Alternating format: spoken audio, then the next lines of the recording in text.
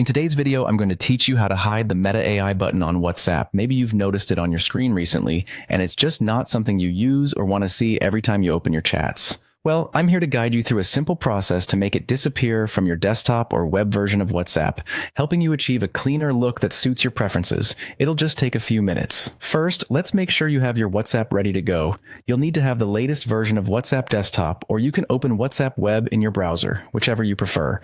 Remember to log into your account. This is crucial as we'll be making changes to your personal settings. If you aren't updated to the latest version, make sure to do so to access all available features and settings. Now that you're logged in, it's time to dive into the settings. If your version supports it, you can go straight to Settings, then navigate to the Chats section. Here, you may find an option to toggle off the Show Meta AI button. Simply switch this toggle off, and it'll help you keep this button out of sight, providing a less cluttered chat window. Once you've handled the settings, you'll want to deal with any existing Meta AI chat threads. Open up the Meta AI chat thread if you see it in your conversation list. Then, look for the three-dot menu or the info icon, usually located at the top right of your chat screen. Click on that and you'll get a variety of options. What you're looking for here is Mute Notifications.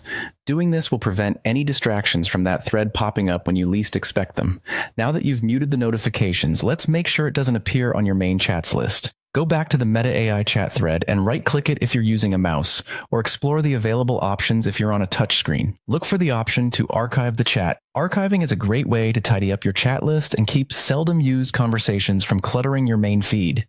The final thing to keep in mind is all about habits. To prevent the Meta AI button from making a return, try to avoid typing prompts directly in the search bar or using the @MetaAI command in your chats. These actions can inadvertently bring back the button we've just hidden. And that's it. With these steps, your WhatsApp interface should be free from the Meta AI button, leaving you to enjoy a streamlined chatting experience.